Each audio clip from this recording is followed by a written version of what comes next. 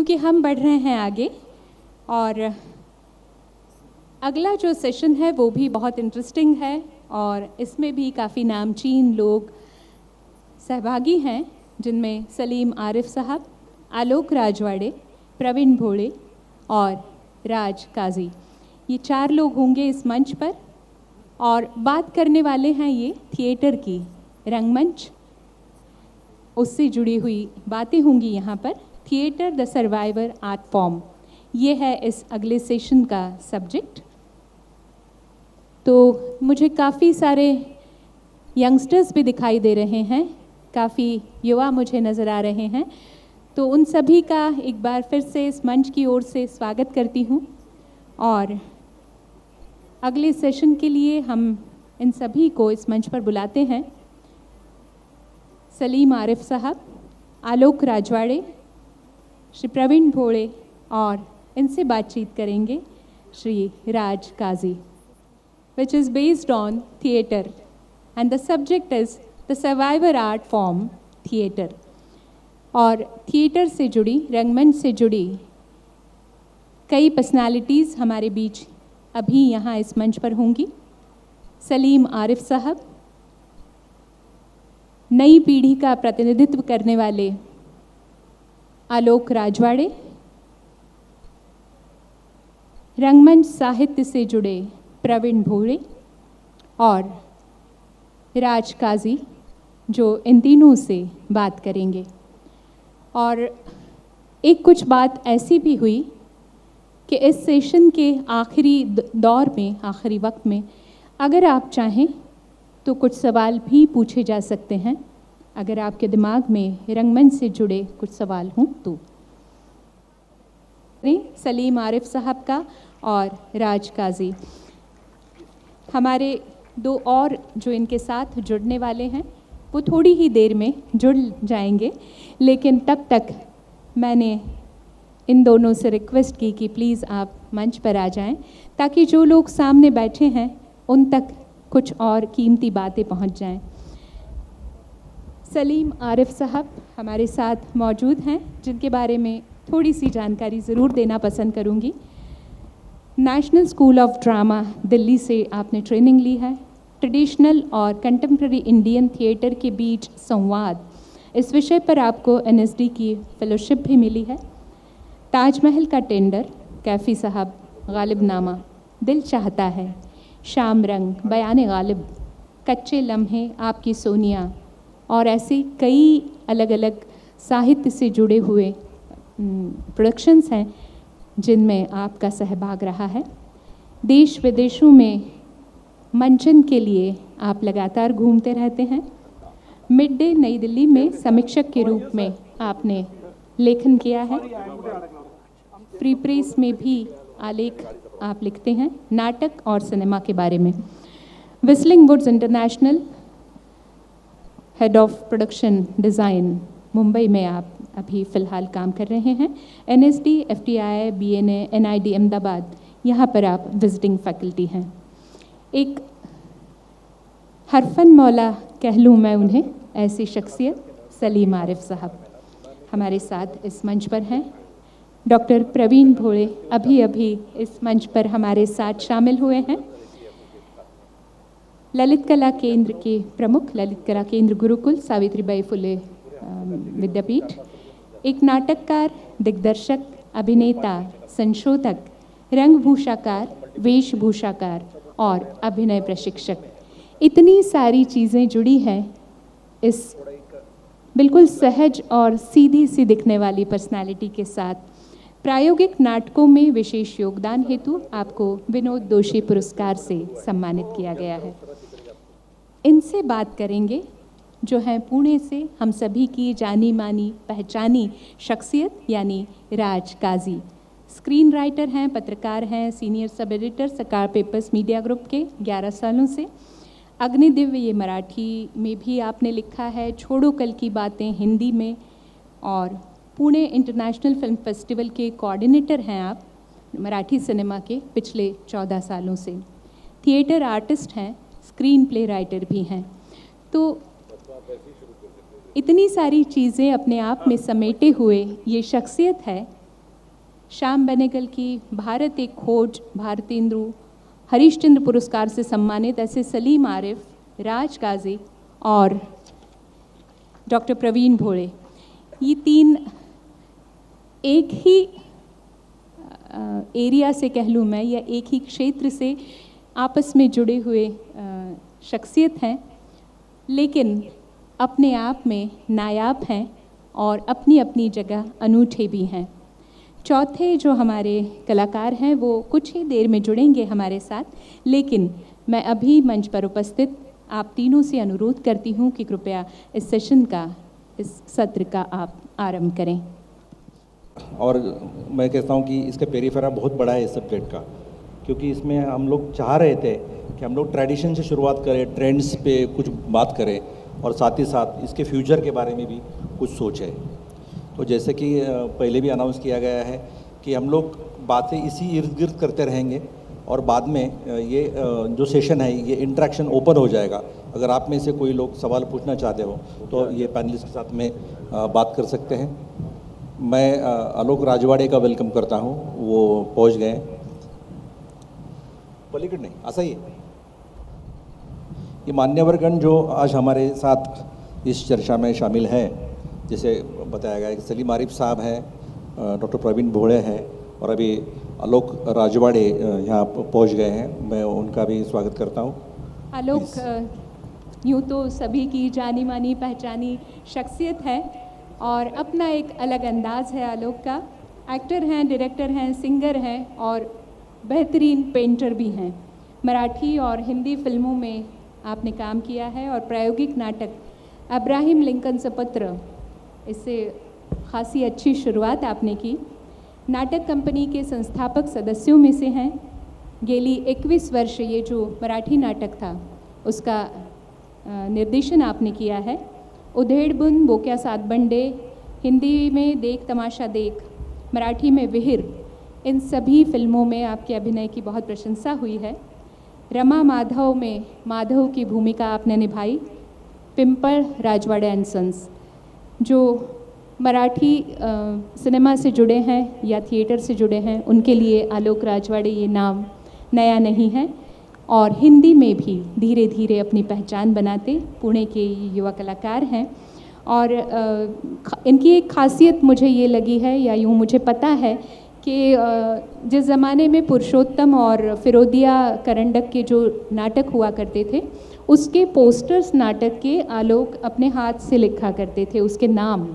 तो ये उनकी बहुत बड़ी खासियत है और उनसे जुड़े उस कंपटीशन में जो लोग साथ थे वो बच्चे आज भी आलोक को याद करते हैं कि आलोक बहुत सुंदर तरीके से उस नाटक का नाम लिखा करते थे या स्टेज के लिए कुछ काम किया करते थे। तो ऐसे हमारे अब मंच बढ़िया दिख रहा है, भर चुका है। तो मैं राज काजी जी से अनुरोध करती हूँ कि कृपया इस सत्र को आप आगे ले जाएं। Thank you. मैं फिर एक बार ये तीनों मान्यवरगणों का स्वागत करता हूँ। और जैसे कि आपने देख लिया है कि ये तीनों भी रंगमंच की एक सशक्त पर्सनालिटीज़ हैं और ख़ास बात ये है कि तीनों की लगता है कि स्टाइल थिएटर में काम करने की अलग अलग। जैसे प्रवीण जी ये एकेडमिशियंस ज़्यादा है, आलोक ये आज के ज़माने का, आज के यंग थिएटर का एक रिप्रेजेंटेटिव है। सलीम आरिफ साहब, उनकी जो रंग परंपरा है वो काफ़ी लंबी है। जैसे कि उन्होंने जिस तरह के उर्दू और हिंदी प्लेस किए हैं वो जिनके बारे में हम लोग जानते, लेकिन वो अलग अलग शैली के नाटक हमेशा उन्होंने किए। इवन मतलब बाल नाट्य में भी कुछ अलग तरीके का काम उन्होंने किया है। तो जैसे कि हम लोग सोच रहे हैं कि ये टॉपिक को लेकर हम बात करने वाले हैं, हालांकि उसको एक पिन पॉइंट सब्जेक्ट दिया गया है कि सर्वाइवर आर्ट फॉर्म, लेकिन जैसे मैंने पहले बताया कि हम लोग चाह रहे हैं कि थोड़ा ट्रेडिशन से शुरुआत करें, थोड़े ट्रेंड के बारे में कुछ बात करें और बाद में इसके फ्यूचर के बारे में कुछ संभावनाएं क्या नज़र आ रही हैं ये कुछ सोचने की तलाश करें।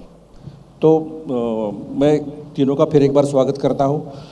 हालांकि मुझे जो बात करनी है ट्रेडिशन से शुरुआत करके, उसके पहले जब मैं और सलीम साहब हम जब स्टेज पर आए तो मुझे लगा कि एक पहले 5 मिनट हम दोनों को बैटिंग करना पड़ने वाली है। तो वो सवाल जो मेरे दिमाग में पहला आया था उनके लिए वो मैं वहीं से शुरू करूँगा और वहाँ से फिर मेरे रूटीन जो मैंने सोच रखा था उस पर हम सोचेंगे, मतलब ट्रेडिशनल शुरुआत करेंगे। सलीम साहब, ये जो टाइटल है द सर्वाइवर आर्ट फॉर्म, तो ये सर्वाइवर सब्जेक्ट में, मतलब ये वर्ड में है ना, कहीं तो सम हाउ ऐसा साउंड हो रहा है, तो do you agree with this? आप समहाउ हम मान सकते हैं कुछ हद तक, क्योंकि थिएटर पे हमेशा लगता है लोगों को कुछ ना कुछ खतरा बना हुआ है। वो कभी सिनेमा का खतरा आ जाता था, कभी समाज से बहिष्कृत होकर आपको बाहर कर दिया गया, ये कंजड़ लोगों का काम तुम लोग कर रहे हो। ये हिंदी में तो बोलते थे कि ये क्या भांड मिरासियों का काम करने का तुम लोगों को शौक़ आया।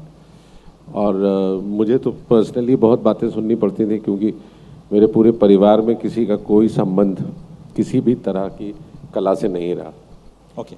तो डॉक्टर और इंजीनियर्स की फैमिली में एक लड़का अगर थिएटर की तरफ जाने की बात करता है तो लोग ये मान लेते थे कि चलो ऊपर वाले ने यही लिखा है तो क्या कर सकते हैं।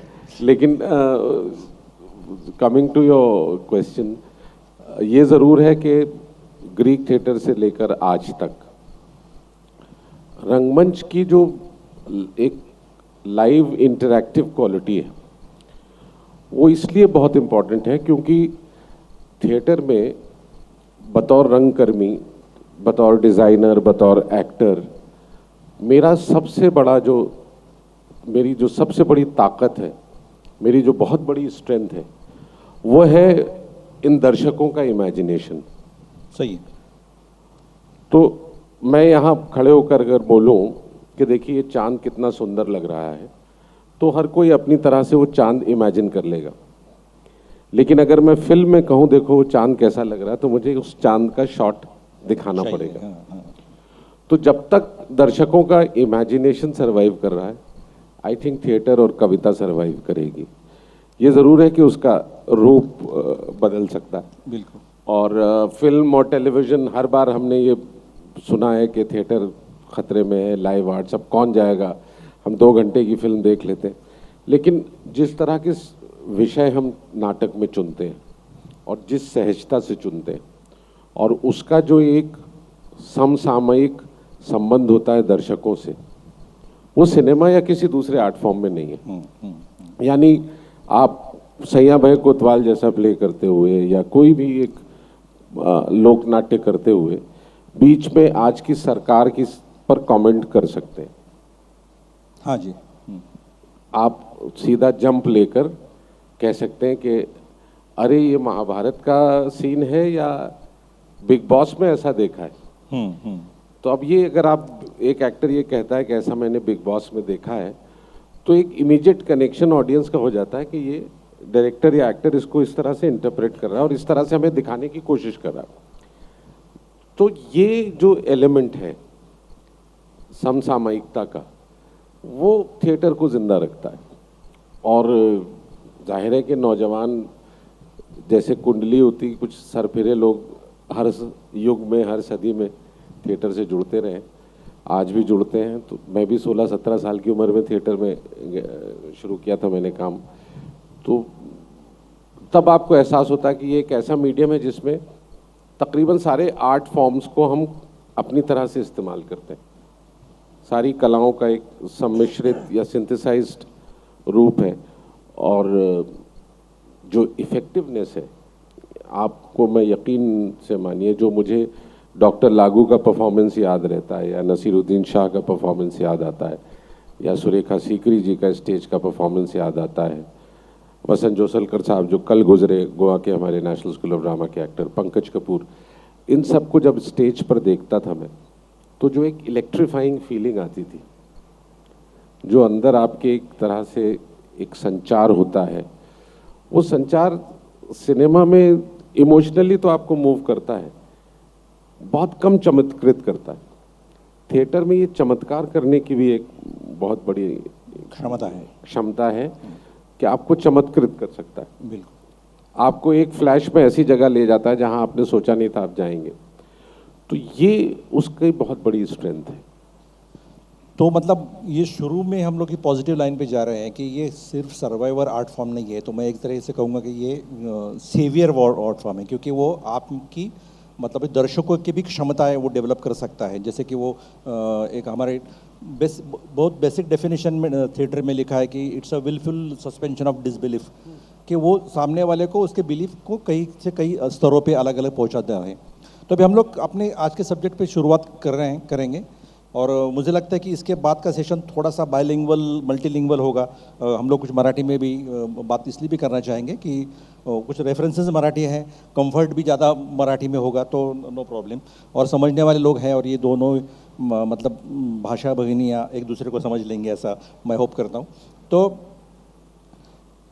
ट्रेडिशन के बारे में जब हम बात करेंगे, जैसे कि थिएटर आर्ट फॉर्म इस तरीके से आप जब सोचेंगे तो मुझे लगता है कि उसमें का मेरी अपनी एक धारणा ये है कि वो आर्ट फॉर्म जब वो शुरू हुआ तो शायद उसमें आर्ट शब्द के आने के पहले ही वो फॉर्म इसीलिए डेवलप हो चुका था कि अब आप वेस्टर्न बैकड्रॉप देखेंगे तो उसमें भी वहाँ के क्रिश्चियनिटीज़ के रिचुअल्स में भी कुछ थिएटर है, और हमारे तो भरत मुनि से उसकी संकल्पनाएँ हैं और उसमें सब थोड़ी एक धार्मिकता भी काफ़ी थी।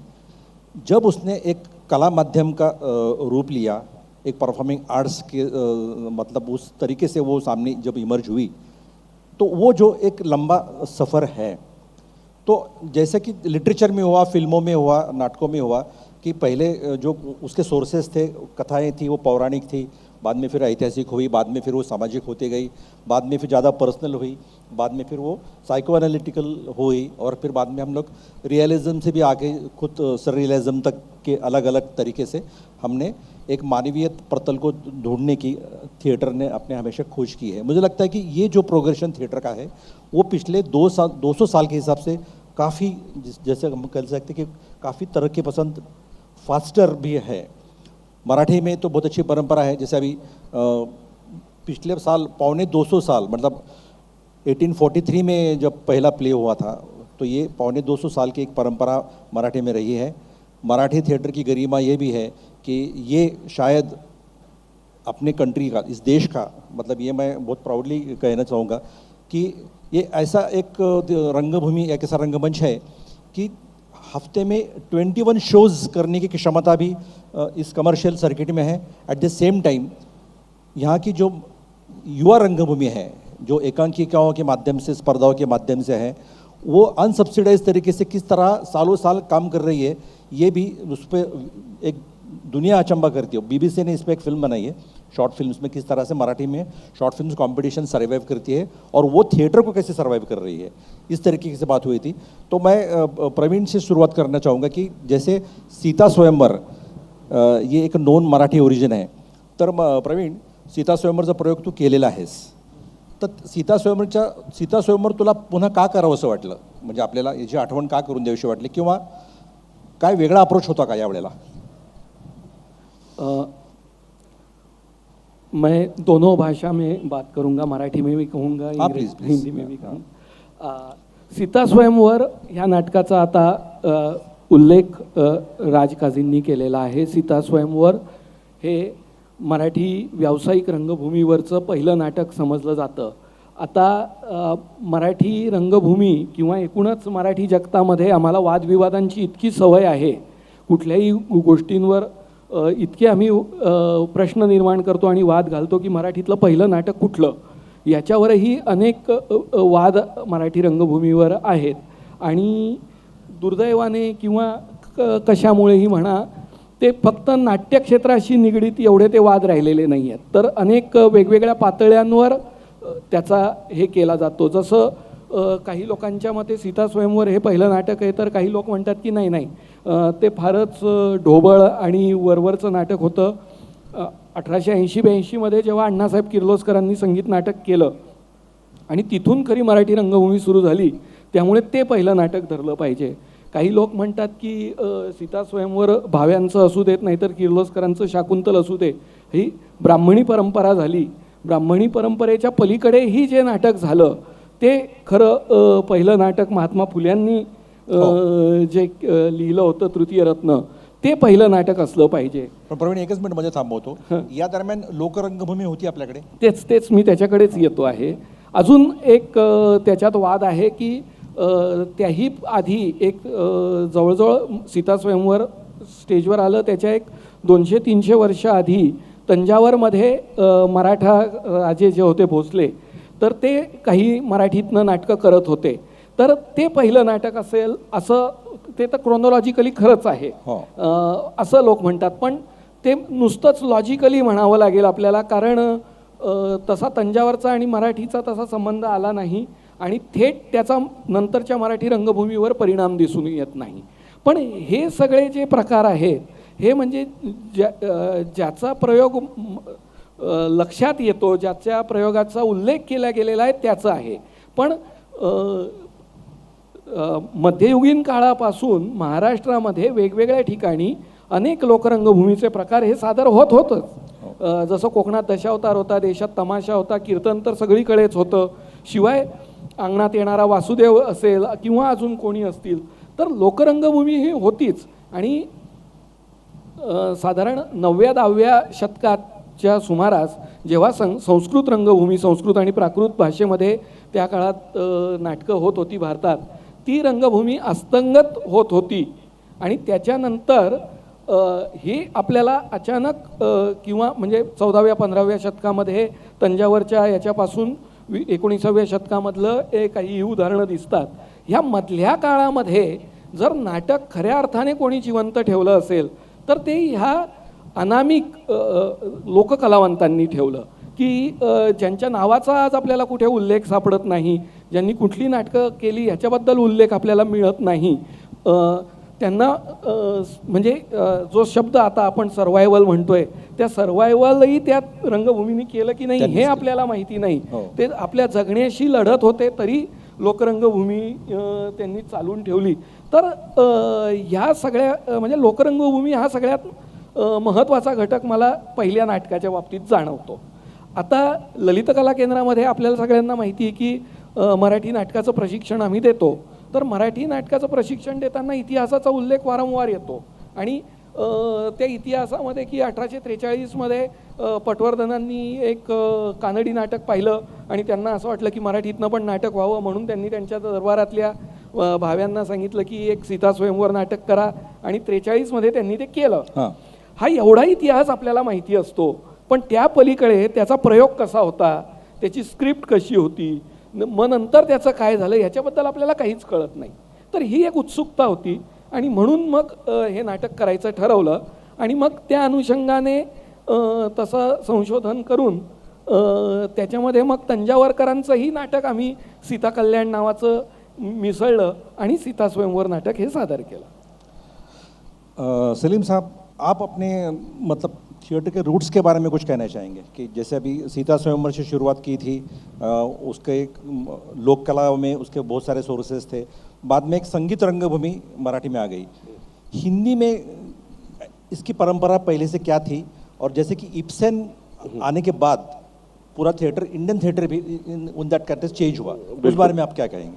देखिए, उसका बड़ा सीधा सा कारण है और वो कारण है, अगर हम हिस्टोरिकली थोड़ा और पीछे जाएं इब्सन से, तो जो 1789 का जो फ्रेंच रेवोल्यूशन है, जहां पहली बार रजवाड़ों को उखाड़ के फेंका था जनता ने और एक सिविल मूवमेंट चला था, तो उसने रंगमंच पर, उससे पहले अगर आप देखें तो कविता मुख्य भाषा होती थी और उसमें विषय होते थे राजाओं के या अपर क्लास के. हाँ जी. हमारे नाट्यशास्त्र में भी जो प्रकरण है उसमें ये अलाउड है कि आप लोअर क्लास के कैरेक्टर्स इस्तेमाल कर सकते हैं, अदरवाइज आपको जो पारंपरिक नाट्य है उसमें या तो एग्जॉल्टेड कैरेक्टर्स होंगे, भाषा भी कविता होगी.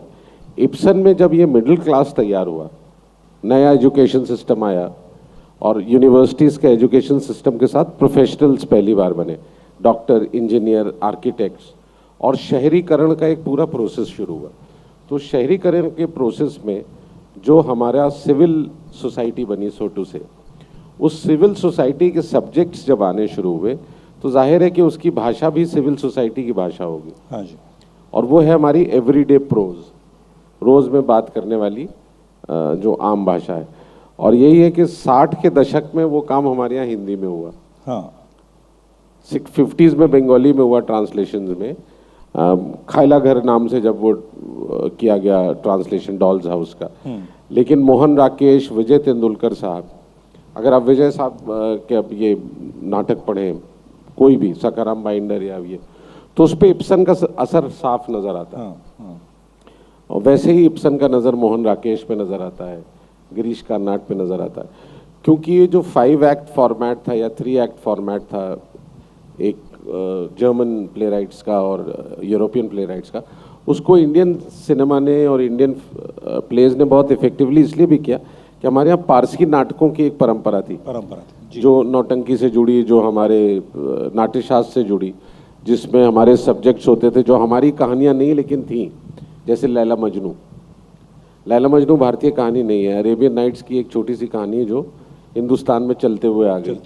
चार दरवेश, हमारी कहानियाँ होती थी बिलवा मंगल, सीता बनवास, या आगा अशर कश्मीरी ने लिखा नाटक यहूदी की लड़की।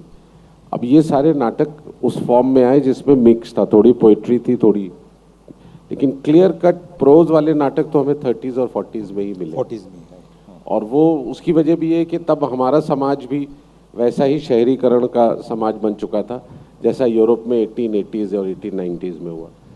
तो हमारे यहाँ पे नाटक देखने की परंपरा एक सो कॉल्ड मिडिल क्लास जब आपके पास तैयार होता है तो उसकी भाषा जाहिर है मिडिल क्लास हो जाती है और मिडिल क्लास की ऑडियंस भी बन जाती है। ओके। नहीं तो मतलब इस मिडिल क्लास आगे जाके कुछ लिमिटेशन बन गई क्या, उस पर हम लोग सोचेंगे, लेकिन उसके पहिले आलोक, या सगळ्या परंपरांबद्दल आपण ऐकतो, तर आजचा एक रंगकर्मी म्हणून तुला या परंपरांचं भान असणं फार आवश्यक वाटतं किंवा त्याचा काही अडसर होतो तुला?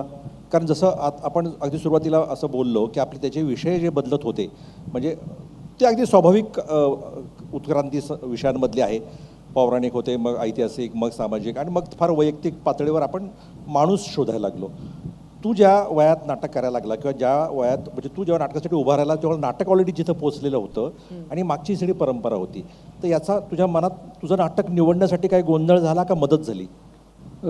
मला असं एक वाटतं की मी एका बाबतीत अतिशय लकी आहे की पुण्यासारख्या शहरात मी नाटक करायला लागलो आणि त्यामुळे एक ऑलरेडी एक त्याचं प्रिव्हिलेज माझ्या बरोबर उभं होतं याचं मला भान आहे. आणि अनेक ठिकाणी ती परंपरा जितकी नाही तितकी पुण्यात खूप गट आधीपासून कार्यरत होते. म्हणजे जागर नावाची संस्था होती जिथनं मी काम करायला लागलो, मग समन्वय नावाची संस्था होती, आसक्त तेव्हा काम करत होतं. आणि या सगळ्यामध्ये तुम्ही म्हणलात तसं इंटर कॉलेजेट स्पर्धा होत्या आणि त्या अजूनही आहेत. त्याचबरोबर थिएटर अकॅडमी होतं, ललित कला केंद्र, या सगळ्याच गोष्टींनी मिळून एक पुण्याचं जे एक कल्चर तयार झालं आहे त्याच्याशी माझा अधिक संबंध आला. आणि त्याबरोबरीने मग मी काम करायला लागलो तेव्हा ही सगळी लोकं काम करत असल्यामुळे नाटक नावाच्या गोष्टीविषयी एक अतिशय एक्साइटमेंट तयार झाली, सिनेमा किंवा कुठल्याही अधिक वेगळ्या माध्यमापेक्षा. आणि काम करायला लागल्यानंतर मला ॲक्च्युली या इतर परंपरांची जाणीव झाली. मी आधी काम करायला लागलो आणि मग अभ्यास केला, असं उलटा एक प्रवास झाला. आणि त्याच्यामुळे नाटक आधी म्हणजे कुठलाही अभ्यास न करता आधी नाटकाचे आम्ही काही प्रयोगच केले आणि यानंतर कळलं की आपण कुठल्या परंपरेत बसतो. त्यामुळे खरं प्रेशर नंतर तयार झालं. आधी अगदी ते सहज नाटक आम्ही एकत्र इम्प्रोवाइज करायचो 10 जण मिळून. आणि मी, ओम भूतकर, अभय महाजन, आम्ही सगळे एका बॅचला एकत्र BMCCला होतो तेव्हा. आणि तेव्हा ते खूप सहज प्रक्रिया होती आणि सहज ती काही पहिली नाटकं होऊन गेली आणि मग उलटा अभ्यास झाला. त्यामुळे जनरली आपण अभ्यास करून नाटक करतो, तो माझा प्रवास उलटा आहे. त्यामुळे तसं मला प्रेशर कधी नाही आलं आणि अजूनही मला तसं प्रेशर येत नाही असं नाही. पण तुझं नाटक सांगताना मग आपल्यात जे डिव्हायसेस असतात त्याच्यामध्ये मग काही फोककडनं येतात, काही संगीत रंगभूमीतनं काही असतात का काही एक वेगळंच तू काही तुला शोधतो, याचा फायदा होतच असेल ना तुला? नक्कीच होतो. म्हणजे या सगळ्या गोष्टी जितक्या बघितल्या जातील, आणि आत्ता तर असं झालंय की एक माध्यम असं उरलेलं नाही आहे. म्हणजे नाटकामध्ये लोक प्रोजेक्टर वापरतात तेव्हा तो सिनेमा होतो का, किंवा सिनेमा लोक मोबाईलवर बघतात तेव्हा ती वेबसिरीज होते का, आता मोठ्या 1 तासाचे वेबसिरीज असतात मग तो सिनेमा असतो का, असे सगळेच कन्फ्युजन्स आहेत. त्यामुळे किंवा सिनेमामध्ये एका कॅमेराने शूट केलं, म्हणजे नाटक एका कॅमेराने शूट केलं तर तो नाटक असतो का सिनेमा असतो, असे खूप प्रश्न पडतात. कारण ती सगळी माध्यमं आता मिक्स झाली आहेत. त्यामुळे खरं तर आता आणि मी तिथंच त्याच ठिकाणी काम करतो जिथे सगळं आता एकत्र झालं आहे. तर मग नाटकाची ताकद काय, जे इतर कुठल्याही माध्यमामध्ये मिळू शकत नाही हा खरं शोधाचा भाग आहे. आणि त्यामुळे मला असं वाटतं की जे जे आजूबाजूला म्हणजे मी पुण्यात जन्माला आलो आणि पुण्यातच वाढलो आहे, त्यामुळे पुणे असेल किंवा मी ज्या ज्या भागात इतर ठिकाणी फिरतो जे काही दिसतं त्या सगळ्याचाच म्हणजे नुसता नाटकाचा असं नाही पण माझ्यावर सिनेमाचा इतर कलांचा सुद्धा आता मी सोशॉलॉजी शिकलो त्याचा या सगळ्याचाच परिणाम त्याच्यावर होतोय असं मला आता वाटतंय. हो, मला असं वाटतं की जेवढं ते मल्टीमीडिया होत जाताना अपन त्याला पर टोटल थिएटर ऐसा एका कंसेप्टमध्ये हळूहळू बसवाया लगतो. सर अभी आपसे मैं एक पूछना चाहूँगा कि आपका जो NSD का फेलोशिप था तो वो कंटेम्प्रेरी थिएटर और विथ रेफरेंस टू वो जो मतलब हबीब तनवीर साहब की एक रंगभूमि है, रतन धियाम साहब की है, पाणिक्कर साहब की है, ये सब अगेन जो प्रोज से हटकर कुछ है उसमें, उनका जो कन्वेंशन है उसका जो मतलब कहने का तरीका है वो प्रोज से ज़्यादा अलग है. और अभी हम लोग बात कर रहे थे कि नाटक ज़्यादा प्रोज हुआ, तो ये इसको आप कैसे 70s में ये हो गया था. हाँ, उस वक्त जब हमने नाटक शुरू किया था कि श्याम बेनेगल साहब की फिल्में आ गई थी, तो जो नाटकों की भाषा थी वो श्याम बेनेगल साहब की फिल्मों की भाषा बनती लगी थी. हाँ, विजय तेंदुलकर साहब, गिरीश कार्नाड साहब, सत्यदेव दुबे जी, ये सब उनकी फिल्में लिख रहे थे. और ये हो गया था कि ये नाटक फिल्मी है या रियलिस्टिक के नाम पर एनर्जी लेवल कम होता था या उसकी इंटेंसिटी कम होती थी तो नाटक बोरिंग हो जाता था. तो उस वक्त बहुत सारा एक्सपेरिमेंटेशन हुआ. बादल सरकार ने किया एक साइकोफिजिकल थिएटर के नाम पे ग्रोटॉस्की से इंस्पायर होकर. एक इंस्पिरेशन आया कि कहानियों का रंगमंच अंकुर जी ने शुरू किया. और ये वो दौर था जब हबीब तनवीर साहब नाचा के फॉर्म के साथ उन्होंने काम शुरू किया था. और उसके बाद 73 के बाद 77 तक उनकी एक फुल फ्लेज फोक थिएटर्स की रिपर्टरी कंपनी बन गई थी जिनके पास 4-5 नाटक थे उन कलाकारों के साथ. मराठी में तेंदुलकर साहब का घाशीराम कोतवाल हो चुका था और उसने बहुत तहलका मचाया था बहुत से कारणों से. और उसमें एक कारण फॉर्म भी था. या पनिक्कर साहब हाँ जी, ने कोडियट्टम और मोहिनीअट्टम और इनको इस्तेमाल किया. रतन ध्यान साहब ने थांगता और अपने जो फॉर्म्स थे उसको इस्तेमाल किया. तो मुझे फेलोशिप इसलिए भी मिली क्योंकि मैं जाके उनके रीजन में उनके साथ मैंने काम किया. हाँ जी, मैंने हबीब साहब के साथ उनकी कंपनी में 1.5 साल काम किया. रतन थियम के साहब के साथ में 3 महीने था. पनिक्कर साहब के साथ 6 महीने था. कारंथ जी के साथ मैंने काफ़ी समय बिताया. तो मैं देख रहा था ये लोग अलग अलग तरह से ट्रेडिशन से क्या ले रहे हैं और बहुत मुख्तलिफ रंगों में लिया. हालांकि हमको सिर्फ नाच गाना नज़र आता था. हमको ऐसा लगता था कि इन्होंने म्यूज़िक ले लिया है, डांस ले लिया है, कॉस्ट्यूम ले लिया है, मगर वो उतना सुपरफिशियल नहीं था. हबीब साहब ने फोक थिएटर के एक्टर्स की इंटेंसिटी को बहुत अच्छी तरह से अपनाया और वो उसके लिए गए थे. रतन थियम साहब को अपने नैरेटिव स्ट्रक्चर में वो सारे फॉर्म्स को बड़े इफेक्टिव यूज़ करना. महाभारत की कहानी कहते हुए अगर उनकी तलवारबाजी और उनका जो नट संकीर्तन के एलिमेंट्स आ जाते हैं तो बहुत ही खूबसूरत विजुअल और एक नई भाषा सी बन रही थी हमारे नाटकों की. जैसे घाशीराम कोतवाल की दीवार, विजय तेंदुलकर साहब ने जिस वक्त वो दीवार सोची उस वक्त अपने आप नाटक का एक नया फॉर्म बन गया. राइट. और उसमें फिर सहज रूप से संगीत आ गया, उसमें एक कहानी कहने का पूरा एक नया फॉर्म बना. तो वो जो थी एक बात. या कारण जी ने क्या किया, है वदन में एक सीक्वेंस था कि बैलगाड़ी पे तीनों दोस्त चले जा रहे हैं, तो अब बैलगाड़ी के सीक्वेंस को उन्होंने म्यूजिकली ट्रीट किया और वो उस म्यूजिक के बीच में डांस मूवमेंट के साथ उसको कोऑर्डिनेट किया, कोरियोग्राफ किया. तो एक क्षण को ये आभास होता था कि ये तीनों एक किसी साथ जगह में सिंक में जाने. मगर उसमें उन्होंने एक इंटरेस्टिंग हरकत ये की थी कि बीच में बैल के गले में जो घंटी पड़ती है उसकी भी साउंड ऐड कर दी थी. तो वो बैलगाड़ी की साउंड ने सडनली उस विजुअल को हमारे लिए जिंदा कर दिया था. ना बैल था ना बैलगाड़ी थी, सिर्फ 3 एक्टर्स थे, लेकिन हमें लगता था कि ये तीनों बैलगाड़ी पर जा रहे हैं. तो ये जो एलिमेंट्स थे छोटे छोटे, ये मुझे बाद में अपने थिएटर में बड़े काम आए. और मैंने कोई उनको इमिटेट करने की कोशिश नहीं की कि उनके डांस म्यूज़िक को लेकर मैं गाने थिएटर करूं. लेकिन ये ज़रूर हुआ कि जब मैंने खराशे पहला नाटक किया 2004 बम्बई में, तो गोधरा के दंगे हो चुके थे और उसमें हमको ये सब था कि कुछ ये कम्युनल राइट्स पर हमको नाटक करना चाहिए. और आप विश्वास कीजिए हमको एक भी अच्छा लिखा हुआ नाटक इस विषय पर नहीं मिला। फिर मेरा ध्यान गया फैज़ अहमद फैज़ और मंटो पर। फिर मुझे याद आया कि गुलजार साहब ने काफ़ी सारी कहानियाँ लिखी हैं, काफ़ी सारी नज़में लिखी हैं इस सब्जेक्ट पर। तो मैं फिर गुलजार साहब के पास गया और उनसे रिक्वेस्ट की कि अगर आप मुझे अलाउ कर दें तो मैं आपकी कहानियों और कविताओं को जोड़कर ऐसा एक नाटक करना चाहता हूँ। तो गुलजार साहब कन्विंस नहीं हुए। उन्होंने कहा कि मेरी कहानियों के बाद लोग कविता क्यों सुनेंगे और कविता सुनने के बाद कहानियाँ क्यों देखेंगे। तो मैंने उनसे कहा कि आप मुझे एक बार कर लेने दीजिए, मैं आपको रिहर्सल दिखा दूंगा, अगर आपको ठीक लगे तो फिर हम उसका शो करेंगे। एंड ही सेड चलो ठीक है। तो उन्होंने मुझे अपनी सारी पब्लिश्ड अनपब्लिश्ड पोएम्स के कुछ 5 फाइल्स उठा के दे दी कि आप इसको ले जाइए, जो इसमें से आपको ठीक लगे आप सिलेक्ट कर लीजिए। तो मैंने उसमें से वो सिलेक्शन किया और उस वक्त 2002 के दंगे आप सबको अगर याद हो तो बहुत बुरी तरह से पूरा देश उससे प्रभावित हो रहा था। तो 2002 में हमने 18 जुलाई, मुझे आज भी डेट याद है, गुजरात के दंगे ख़त्म हुए थे, उसके 2 महीने के अंदर हम लोगों ने मुंबई में ये पहला स्टेज किया था एनसीपी में। और इसमें जो बड़ी अच्छी बात हुई थी वो ये थी कि मराठी, गुजराती, हिंदी तीनों रंगमंच के कलाकार जुड़ गए थे इसमें मेरे साथ। और वो कलाकार बड़े नामचीन हैं, ये बड़ी किस्मत, अगेन दोस्त थे हमारे सारे, तो मान भी गए थे। उसमें सचिन खेड़ेकर भी शामिल होने वाले थे, लेकिन सचिन फिर फिल्म की वजह से ऑप्ट आउट हो गए।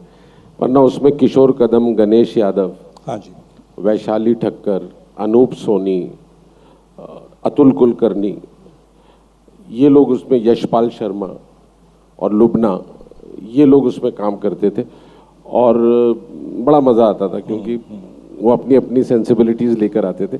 और उसका फॉर्म पहली बार ये हुआ था कि कविता और कहानी बिना म्यूज़िक के हमने स्टेज पर एज इट इज़ प्रेजेंट की थी। And that was I think pioneering work था उस वक्त। Thank you. और उस नाटक की किताब है, अभी भी लोग खेलते हैं, मगर उस नाटक ने और कुछ नहीं किया, 2 काम किए। उसने शब्दों के महत्व को रंगमंच पर दोबारा इस्टेब्लिश किया बॉम्बे में। हाँ जी, यानी जो हम लोग अक्सर शब्दों की महत्वता भूल जाते हैं, वर्ड्स कितनी इम्पोर्टेंस रखते हैं, इसको हम, जाहिर है रियलिस्टिक नाटक में आपका सबटेक्स्ट ज़्यादा इम्पोर्टेंट होता है, तो कई दफ़ा ऊपर जो कहा जा रहा है वो उतना इम्पोर्टेंट नहीं होता, जो नहीं कहा जा रहा है या जो आपने पॉज लिया है डायलॉग बोलते हुए, उस पॉज के अंदर क्या मायने ढूंढे जा रहे हैं।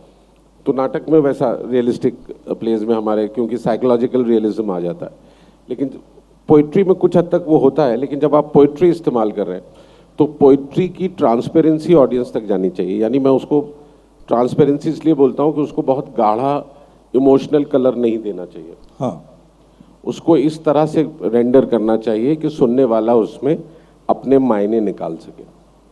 और कहानियाँ भी हमने उससे जोड़कर जब की थी तो उसमें दंगे की कहानी थी, हिंदू मुस्लिम, और पहली बार हमने सीधा हिंदू मुस्लिम क्वेश्चन को स्टेज पर एड्रेस किया था। यानी एक कहानी शुरुआत होती कि एक कचरे के डब्बे में 2 लोग डर के मारे छिप गए हैं और जो अंदर छिपा है वो नहीं बता रहा कि वो हिंदू है या मुसलमान, और जो बाहर से आया है वो भी डर के मारे नहीं बता रहा वो कौन है। और इन दोनों की एक ढकी छुपी सी कॉन्वर्सेशन चलती है, लेकिन जब पुलिस की गोलियां पड़ती हैं और आवाज़ आती है तो दोनों कूद के फिर उस डब्बे में हो जाते हैं, और कैसे उनकी रिलेशनशिप बनती है उसकी एक कहानी ये थी।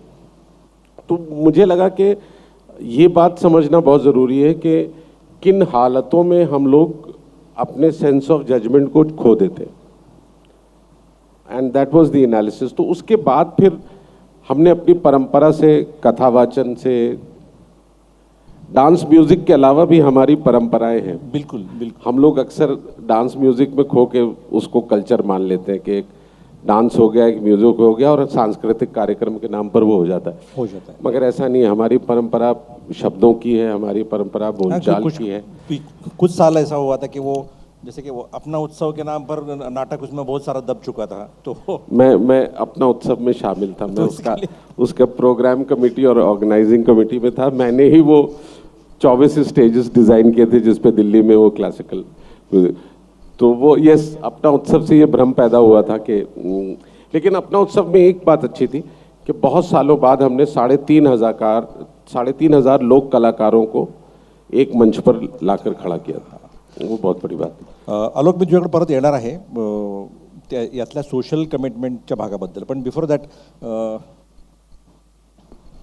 प्रवीण, आता ती जी आपली एक पारंपरिक आणि आधीची जी रंगभूमी होती आणि नंतर जी काय आता सो कॉल्ड मेनस्ट्रीम आहे आणि राज्यनाट्य स्पर्धेमध्ये असणारे जे परत थिएटर आहे ते वेगळं आहे, मध्ये जो आपल्या मराठी नाटकाच्या उत्क्रांतीचा फार मोठा काळ संगीत रंगभूमीने व्यापलेला आहे, तर काय तुला एक आज एक नुसता ॲकॅडमिशियन म्हणून अशा अर्थाने नाही, एक नाटकाचा थिंकर म्हणून पण काय वाटतं की संगीत रंगभूमीने मराठी रंगभूमी समृद्ध केली का मराठी रंगभूमीचं नुकसान केलं? या प्रश्नाला सरळ सरळ उत्तर देणं अवघड आहे, कारण संगीत रंगभूमी हा आपल्या मराठी रंगभूमीच्या इतिहासातला एक महत्त्वाचा कालखंड आहे. जवळजवळ 50 वर्ष, म्हणजे 1880-82 मध्ये जेव्हा अण्णासाहेब किर्लोस्करांनी संगीत शाकुंतल लिहून सादर केलं पासून ते 1933 पर्यंत जेव्हा नाट्य मनवंतरने आंधळ्यांची शाळा हे गद्य नाटक केलं, तर जवळजवळ 80 ते 33 म्हणजे जवळजवळ 50 वर्ष हा महाराष्ट्रातला संगीत रंगभूमीचा कालखंड होता. आणि 50 वर्ष हा कमी कालखंड नाही आहे, हा एक मोठा कालखंड आहे. आणि ह्या मोठ्या कालखंडामध्ये एकतर जी संगीत रंगभूमी होती ती व्यावसायिक रंगभूमी होती, ती केवळ धार्मिक बॅकग्राऊंड असलेली रंगभूमी नव्हती किंवा जत्रा उत्सव मेळे यांच्यामध्ये सादर होणारी रंगभूमी नव्हती, तर संगीत रंगभूमी हिने मराठी रंगभूमीला व्यावसायिक केलं. हे सगळ्यात महत्त्वाचं मला वाटतं, कारण सांगलीमध्ये जरी तिचा जन्म झाला तरी सांगली नंतर पुणे मुंबई एवढ्यापुरतं मर्यादित न राहता महाराष्ट्रातल्या खेड्यापाड्यापर्यंत संगीत नाटक पोचलं, नाटकाचं वातावरण निर्माण झालं, नाटकाचा व्यवसाय तयार झाला, कारण तिथे ह्या नाटकांचे दौरे निघायचे, ते तिथे तंबू टाकून तिथे त्याचे प्रयोग करायचे, लोक तिकीट काढून नाटक बघायला यायचे. त्यामुळे अवघा महाराष्ट्र हा नाटक वेडा आहे असं म्हटलं जातं, तर त्या नाटकाचं वेड निर्माण करण्यामध्ये संगीत रंगभूमीचा फार मोठा हातभार आहे. त्यांनी महाराष्ट्राला नाटकाचं खऱ्या अर्थाने वेड लावलं.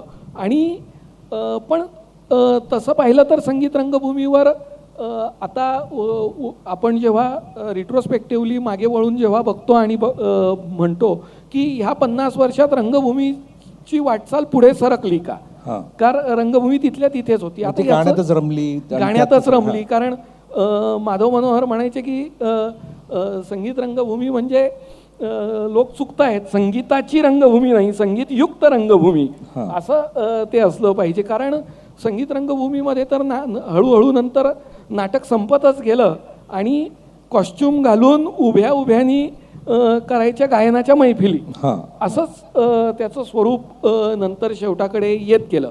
त्यामुळे हा तू जो प्रश्न विचारला की संगीत रंगभूमी जी आपल्या मराठी रंगभूमीवरची होती तिने नुकसान केलं की काय केलं, तर याचं उत्तर आपल्याला देता येत नाही, कारण हा नुसत्या नाटकाचा विषय नाही, हा इतिहासाचा विषय आहे. आणि इतिहासामध्ये म्हणजे इतिहास कोणते चॉईसेस करतो नाही, म्हणजे एखाद्या कला प्रकाराची एक अर्धशतक ती रंगभूमी व्यापून टाकते आणि त्यावेळेला तिचा वेग पूर्णपणे मंदावलेला असतो, तर त्यावेळेला ती रंगभूमी समृद्ध झाली असं कसं काय म्हणू शकणार आपण? नाही, त्याच समृद्ध कारण काय आहे की फक्त नाटक ही एक अतिशय मजेशीर कला आहे की ती आपल्याला फक्त नाटकापुरती आयसोलेशनमध्ये त्याचा विचार करता येत नाही. तर आजूबाजूला ज्या गोष्टी घडत आहेत त्या आजूबाजूच्या गोष्टींचे, जे सामाजिक गोष्टी घडत आहेत, ज्या राजकीय गोष्टी घडत आहेत, ज्या पद्धतीचं सांस्कृतिक वातावरण आहे, ज्या पद्धतीचे आर्थिक गोष्टी चाललेल्या आहेत, याचा त्याच्यावर परिणाम होत असतो. आणि तो म्हणजे ज्या काळात आपल्याकडे 1880 मध्ये मराठी रंगभूमी आली त्या काळामध्ये नॉर्वेमध्ये इब्सेन रिअलिस्टिक नाटकं लिहायला लागला होता. आणि संपूर्ण युरोपियन रंगभूमी ही त्याच्या आधीची मेलोड्रॅमॅटिक आणि रोमॅन्टिक रंगभूमी बाजूला करून रिअलिझमकडे वळलेला होता. आणि ज्या गोष्टी आम्हाला समाजात आजूबाजूला दिसत आहेत त्या हिरिरीने नाटकात आणायचा युरोपात प्रयत्न होत होता. पण आणि म्हणजे जे प्रसिद्ध उदाहरण डॉल्स हाऊसमधल्या नोराचं सांगितलं जातं की तिने जे घर सोडून जाताना दार आपटलं, त्याचे पडसाद नंतर युरोपभर उमटले. तो आपल्या महाराष्ट्रात उमटायला 1933 यावं लागलं. ही 50 वर्षे यावी लागली. याची अनेक कारणं आहेत. याच्यात दळणवळणाची साधनं, कम्युनिकेशन मीडिया त्या काळातला कसा होता, मुळात भारतातलं सांस्कृतिक वातावरणच ज्या पद्धतीचं होतं की 1880 मधली गोष्ट लगेचच 85-90 मध्ये ती भारतात पोचू शकत नव्हती. तर तेवढा काळ लागणं हे स्वाभाविक होतं असं मला वाटतं. आलोक, म्हणून मला असं वाटतं की आता तुला जो प्रश्न मला विचारायचा आहे त्याची एक छान पार्श्वभूमी अशी झालेली आहे की एकतर खराशे सरांना का करावं असं वाटलं की ज्या गोजराच्या बॅकग्राऊंडवर त्यांना काहीतरी एक अस्वस्थता मनात होती आणि ती त्यांना थिएट्रिकली व्यक्त करायची होती. आणि दुसरीकडे प्रवीण असंही म्हणतोय की पूर्वी गोष्टी व्यक्त करण्याच्या आपल्याकडे यायला उशीर लागायचा. आता दोन्ही अर्थाने आपण एका वर्ज पॉईंटवर आहोत, जेव्हा आपण सगळंच मीडिया ग्लोबल झालेला आहे, फास्टर झाला हा विचार करतो आणि त्याच वेळेला आपली एक आतली सेन्सिटिव्हिटी आहे जी का ती व्यक्त व्हायला धडपडत असते. या वर्जवर तुझ्या पिढीचं नाटक आहे. तर तुला काय वाटतं की थिएटर हे सोशली व्यक्त होण्याचं साधन आहे का? निश्चितच आहे आणि मला वाटतं की ते असणं खूप आवश्यक सुद्धा आहे. आणि त्यात जे काही आपल्याला वाटणारे जे काही प्रश्न आहेत, जे अनेक प्रश्न आपण टाळतो किंवा आपल्याला असं वाटतं की म्हणजे ते असतात, आपल्या डोळ्यासमोर असतात आणि आपल्याला ते टाळायचे असतात, ते प्रश्नसुद्धा नाटकामध्ये यायला पाहिजेत असं मला वाटतं. आणि समाजात आता मला एका वेगळ्या अर्थाने असं वाटतं की आम्ही जेव्हा आषाढातील एक दिवसचे प्रयोग करायचो, अतुल पेठेंनी डिरेक्ट केलेलं जे नाटक आहे, तेव्हा पहिल्यांदा मी महाराष्ट्रात विविध ठिकाणी प्रयोग केले आणि मला खूप लाज वाटली की पुण्यातल्या नाटककारांना देणं घेणंच नाही आहे उरलेल्या महाराष्ट्राची, आणि खूप लाजिरवाणी गोष्ट आहे. आणि त्यासाठी म्हणून खूप काम होण्याची स्वतःपासूनची गरज आहे. मी आत्ता भोळे सरांमुळे आत्ता मी ललित कला केंद्राला एक नाटक बसवलं, तेव्हा सगळ्या विविध भागातनं राज्यांमधनं आलेल्या मुलांच्या भाषेचा लहेजा पण वेगळा होता. आणि त्यामुळे मला असं लक्षात सततच येतं की आपलं जे काही एक आकलन आहे आपल्या शहराचं म्हणून, आपल्या प्रिव्हिलेजमधनं आलेलं, आपल्या त्यातल्या जातीमुळे आलेलं, याच्यात खूप प्रिव्हिलेज्ड ऑलरेडीच आपण आहोत आणि ते सगळं फोडणं फार आवश्यक आहे. आपण वेगवेगळ्या लोकांबरोबर असोसिएट होऊन स्वतःमध्ये किती त्यातलं काय म्हणूया आपण ब्राह्मण्य किती मुरलं आहे हे स्वतःला ते साफ करण्यासाठी सुद्धा मला गरजेचं वाटतं की हा आपला जो किल्ला आहे तो फोडून आपण कसे बाहेर पडणार आहोत आणि आपण काय पद्धतीने समाजात खऱ्या अर्थाने घुसळू शकणार आहोत.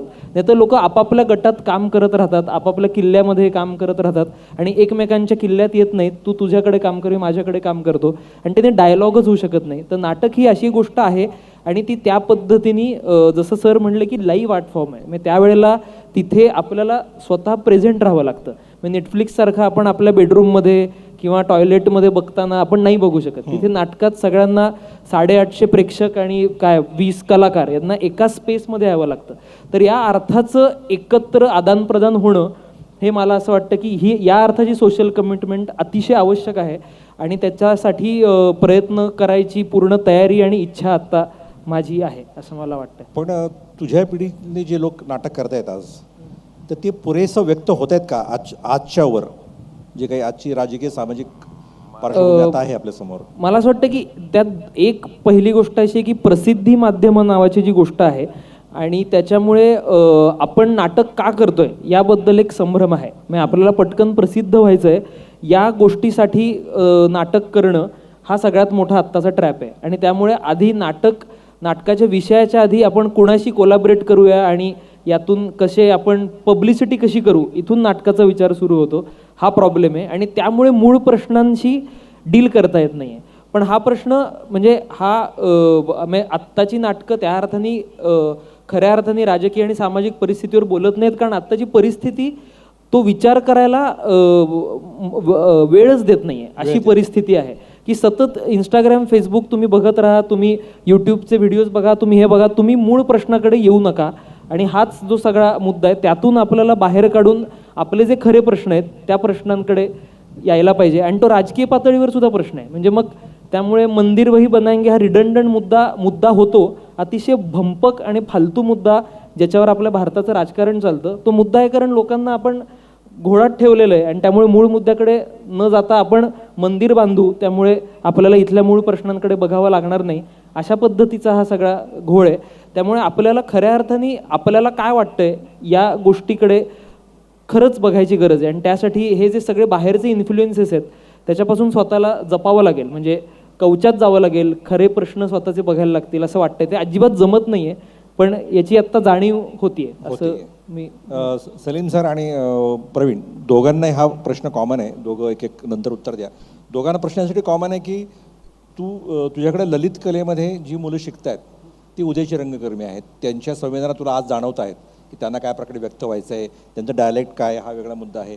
सर आप विस्लिंग वुड से जुड़े हो, आप भी वो मतलब कल जो लोग फिल्म करने वाले, थिएटर करने वाले, और वो महाराष्ट्र के काफ़ी इंटीरियर से भी, जैसे हम लोग अभी अंदर बात कर रहे थे कि वो सैकड़ों हज़ारों किलोमीटर से दूर अपने कुछ मतलब सिर्फ सपने नहीं कुछ कहना लेके अगर आ रहे हों मुंबई में, तो जैसा एक रेफरेंस मैं आपको देता हूँ, राजकुमार तांगडे जो असं म्हणाला होता एकदा, राजकुमार तांगडे एक थिएटर करने वाला थिएटर पर्सन है जालना से, हाँ, तो असं म्हणाला की आजच्या तरुणांना, विशेषतः कदाचित त्याला शहरी हा शब्द त्यांनी सांगितलं, पण तो म्हणाला आजच्या तरुणांना स्त्री पुरुष संबंध याच्या पलीकडे काही जगात समस्याच उरलेली नाही असं वाटतं की काय, असं त्यांच्या लेखनामध्ये येतं.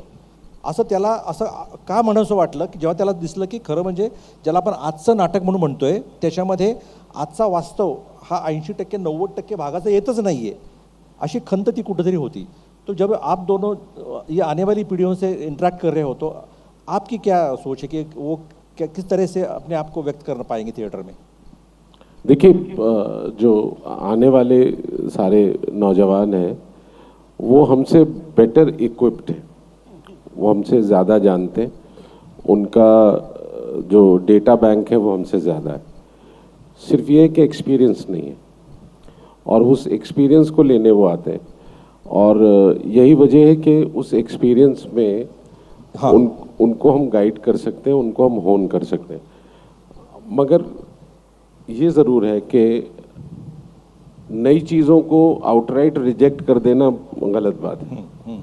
मैंने अपने सारे इंटरेक्शन में जो इतने यंगस्टर्स के साथ पिछले 25 साल से मैं प्रैक्टिकली भारत एक खोज जब मैंने डिज़ाइन किया था या मिर्ज़ा गालिब डिज़ाइन किया था, तो जैसे ही वो ख़त्म हुआ था मुझे नेशनल स्कूल ऑफ ड्रामा ने बतौर गेस्ट फैकल्टी बुला लिया था कि come and share your experience with the students. In students के साथ शेयर करो ताकि इनको ये समझ में आए कि थिएटर के अलावा भी दूसरी जगह पर भी आप काम कर सकते हैं, अच्छा काम कर सकते हैं, और आपको पहचान और रोज़गार दोनों मिलेगा.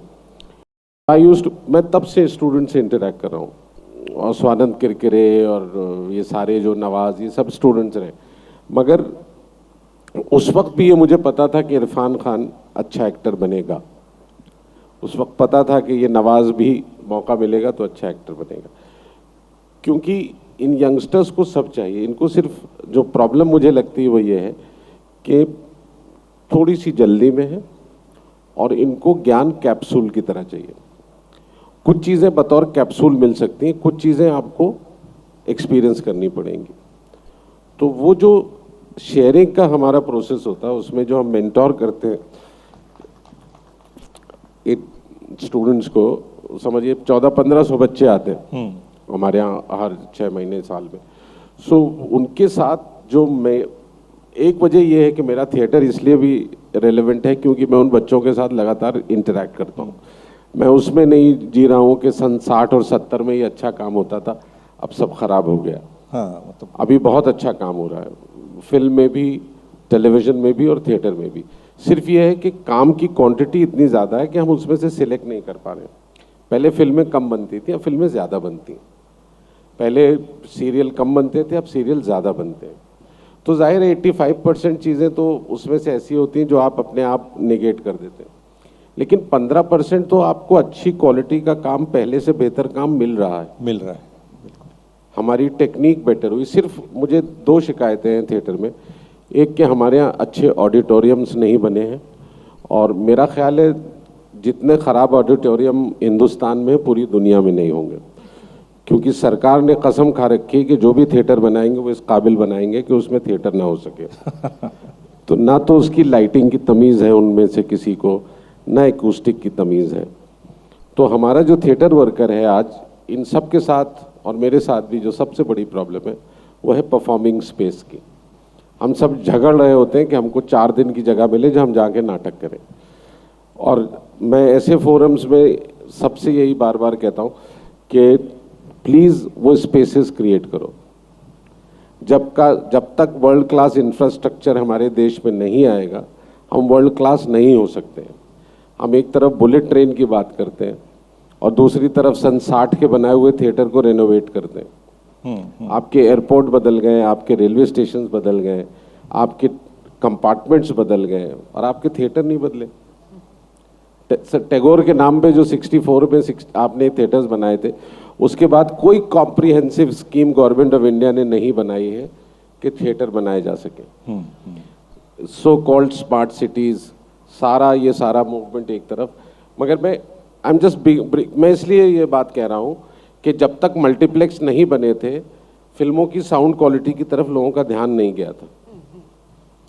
जब तक मल्टीप्लेक्स नहीं बने थे आपको ये पता ही नहीं था कि सीमलेस फिल्म कैसे देखी जा सकती है जी। तो जब तक आपके पास नया इंफ्रास्ट्रक्चर नहीं आएगा तब तक आप ब्रॉडवे और वेस्ट एंड के थिएटर की आप क्या तुलना करेंगे। हमारे पास ह्यूमन रिसोर्स दुनिया में सबसे अच्छा है और सबसे अंडर वैल्यूड है। 1 बजे थिएटर में ये भी है कि जब तक ये काम कर रहे हैं तो ये दूसरी जगह से पैसे कमाकर थिएटर में काम कर रहे हैं। हम सब वही करते हैं। तो हमारा थिएटर सब्सिडाइज हो रहा है हमारे दूसरे कामों से। मगर हम थिएटर कर रहे हैं। लेकिन एक सभ्य समाज में इस बात की जब मराठी और गुजराती में हो सकता है तो हिंदी में तो है ही नहीं। एक सेल्फ सफिशिएंट कमर्शियल फॉर्मेट का थिएटर होने में क्या बुराई है। बिल्कुल बिल्कुल। और कमर्शियल थिएटर में भी मराठी में बहुत अच्छा काम हुआ है। ऐसा नहीं है कि सब एंटरटेनमेंट पर ही जोर हुआ। तो अपनी बात कहने वाला आदमी कमर्शियल फिल्म के गाने में भी अपनी बात कह जाता है। बिल्कुल। शैलेंद्र जैसा गायक के जो है मेरा जूता है जापानी कहते हुए भी कह जाता है कि हम सिंहासन पर जब बैठे जब करें इरादे, तो वो बात कहनी आनी चाहिए। सो आई वुड से कि हमारे पास जो चैलेंजेस आप बात कर रहे थे, सिर्फ सोशल कमिटमेंट पे मैं एक बात इनकी बातों में ऐड करना चाह रहा हूँ। मुझे पर्सनली मेरा सबसे बड़ा कमिटमेंट अपने दर्शकों से होता है। क्योंकि बम्बई में आज समस्या ये है कि नाटक देखने आना अपने आप में बहुत बड़ा एफर्ट है, जैसे कोई भी काम है। तो अगर पृथ्वी थिएटर पे मेरा नाटक होने वाला है तो वो आदमी 1 हफ्ता 10 दिन पहले टिकट ऑनलाइन बुक करता है और अपने घर से 2.5 घंटा 3 घंटा पहले निकलना पड़ता है। आके 5:30 बजे 5:15 बजे पृथ्वी पर वो लाइन में खड़ा हो जाता है। और ये लाइन में खड़ा होके एंट्री के लिए तैयारी, ये प्रिविलेज, जैसा ये कह रहे थे, ये प्रिविलेज कितने आर्ट फॉर्म्स को मिलती है वो हमें थिएटर में मिलती है। बिल्कुल। And we are very grateful. तो हमारा तो कमिटमेंट उस दर्शक पे सबसे ज़्यादा मेरा कमिटमेंट है जो अपने घर से एफर्ट करके आपके काम को देखने आ रहा है। तो वो क्या आशा लेकर आ रहा है, क्या सोच रहा है। तो मेरा तो चैलेंज ही ये होता है कि हर बार वो आदमी आए तो उसको ये नहीं लगना चाहिए कि मुझे शॉर्ट चेंज किया, मुझे वैल्यू फॉर मनी नहीं मिली या वैल्यू फॉर एफर्ट नहीं मिली। तो पहले वो कमिटमेंट निभाइए, उसके बाद तो फिर अगर आप कॉन्शियस हैं तो हो जाएगा। जी प्रवीण, हाच प्रश्न मी तुला विचारतो की तुझा अनुभव काय, की तुला याच्यावर काय म्हणायचं? एकतर आलोक जे म्हटला त्याचं मी थोडंसं एक्सटेन्शन करू इच्छितो की तो म्हटला की म्हणजे आपले जगण्याबद्दलचे किंवा सामाजिक प्रश्न आपल्या नाटकातनं काय येत नाही आहेत. तर मला त्याचं एक वेगळं कारण असं वाटतं की पूर्वी कदाचित तरुण पिढीजवळ, म्हणजे त्या पिढीची जी तरुण पिढी होती त्यांच्याकडे अभिव्यक्त होण्यासाठी दुसरी काही माध्यमं नव्हती आणि म्हणून मग नाटक हे एक जिवंत माध्यम त्या पिढीला सापडलेलं होतं आणि ते नाटकातनं व्यक्त होत होते. आज समाज माध्यमं इतक्या सहजपणे उपलब्ध आहेत तरुण पिढीकडे की मनात जो विचार येतो तो आपण व्यक्त होऊन मोकळे होतो. अशा वेळेस व्यक्त होण्यासाठी आता मला नाटक केलं पाहिजे असं न वाटता ते काहीतरी आता एक्झॉटिक कारणांसाठी केलं पाहिजे, प्रसिद्धी मिळवण्यासाठी केलं पाहिजे असं कदाचित वाटत नाही, म्हणजे असावं. आता हा थोडा वेगळा, म्हणजे तुझ्याच लाईनवर जायचं तर आज एकांकिकांची जागा शॉर्ट फिल्म्सने घेतली आहे का? दुर्दैवाने. कारण आज एक अर्ध्या तासाची एकांकिका करायची म्हटली तरी त्याला एक 10 जणं एकत्र आली पाहिजेत, त्याचे किमान 20 दिवस तालमी झाल्या पाहिजेत, तालमींना सगळे वेळेवर आले पाहिजेत, ह्या सगळ्या आपल्या पोटापाण्याचे जगण्याचे प्रश्न बाजूला ठेवून ट्रॅफिकमधनं एकाच तालमीच्या हॉलवर सगळे जमले पाहिजेत. आणि हे सगळं केल्यानंतर मग केव्हा ती एक 30-35 मिनिटांची एकांकिका होईल. पण शॉर्ट फिल्म करायला त्या मानाने एवढं लागत नाही. आपण आपल्या कॅमेऱ्यावर शॉर्ट फिल्म शूट करू शकतो, त्याच्यावरच्याच ॲपनी ती एडिट करू शकतो. आपल्याला पाहिजे त्या वेळेत, आपल्याला पाहिजे त्या ह्याच्यात कमी वेळात कमी पैशांमध्ये नाटकापेक्षा शॉर्ट फिल्म होणं आज जास्त शक्य आहे. आणि म्हणून तरुण पिढी शॉर्ट फिल्मकडे वळलेली आहे. ते चांगलं की वाईट याच्यात न पडता आता वळलेली आहे ना, तर मग आपण आता शॉर्ट फिल्म हेच कलेचं किंवा आजच्या अभिव्यक्तीचं माध्यम आहे असं मानूयात, असं मला वाटतं. हरकत नाही, पण मग ती अभिव्यक्त होत आहेत मात्र. अभिव्यक्त होण्याचेही परत जरा काही प्रॉब्लेम आहेत असं मला वाटतं. विशेषतः आता गेली 20-25 वर्ष ललित कला केंद्राशी मी संबंधित आहे आणि मला हे अतिशय अभिमानाने सांगावं असं वाटतं की जरी ललित कला केंद्र पुणे विद्यापीठात असलं, पुण्यात असलं, तरी ललित कला केंद्रातले 90% विद्यार्थी हे उर्वरित महाराष्ट्रातले आहेत, किंबहुना उर्वरित महाराष्ट्रातल्याही ग्रामीण भागातनं ते आलेले आहेत, ते शहरांमधलेही नाही आहेत. तर ते अतिशय खेड्यापाड्यातनं ते ललित कला केंद्राकडे येतात आणि गेल्या 20 वर्षात मी बघतोय की ते कशा पद्धतीने त्यांचं बॅगेज घेऊन येतात आणि त्यांच्या अभिव्यक्त होण्याच्या काय पद्धती असतात. मला असं वाटतं की अजूनही ह्या पद्धतीची साक्षरता आपल्याकडे नाही आहे की आपलं जगणं आणि आपली कला यांचं एकमेकांशी काहीतरी नातं आहे आणि आपल्या कलेतनं आपण आपलं जगणं अभिव्यक्त करायला पाहिजे असं अजून लोकांना वाटत नाही. त्यांना असंच वाटतं की जर नाटक करायचं आहे तर नाटकासाठी कुठला विषय पाहिजे, म्हणजे मग मी शेतकरी आत्महत्येवर करू का, स्त्री भ्रूण हत्येवर करू का, कुठल्या सोशल इश्यूवर करू का. हां, तर म्हणजे जणू काही त्याचे नियम असल्यासारखे लोक त्याचे विषय निवडतात आणि आपलं जगणं, आपल्या आजूबाजूच्या गोष्टी, आपल्याला आलेले अनुभव हे वेगळ्या कप्प्यात राहतात आणि आता मांडायचे काय आहेत हे अनुभव वेगळ्या कप्प्यात होतात आणि तेच फक्त मांडले जातात. त्यामुळे जे स्टेजवरनं व्यक्त होताना आपल्याला दिसतंय किंवा स्टेजवरनं असो नाही तर शॉर्ट फिल्ममधनंही असो, इव्हन जे अभिव्यक्त होताना आपल्याला दिसतंय आणि ह्या पिढीचे जे प्रश्न आहे ह्याच्यामध्ये जरा तफावत आहे असं मला वाटतं. अर्थात त्याला आलोक आणि धर्मकीर्तीसारख्या अपवादही आहेत की ज्यांचं थेट त्यांना पडलेले प्रश्न, त्यांच्या समस्या ह्या थेट नाटकामध्ये आलेल्या आहेत. अजून एक छोटीशी गोष्ट फक्त आरिफ सरांनी ज्याचा उल्लेख केला त्याच्याबद्दल मी बोलतो की थिएटरसाठी स्पेस नाही आहे ही खरोखरच एक अतिशय गंभीर अशी बाब आहे. आणि मला याच्यामध्ये असं वाटतं की जे राज्यकर्ते आहेत, जेव्हा मी राज्यकर्ते हा शब्द वापरतोय तेव्हा मला कुठल्याही एका विशिष्ट शासनाबद्दल बोलायचं नाही आहे, तर राज्यकर्ते असंच मला म्हणायचं आहे.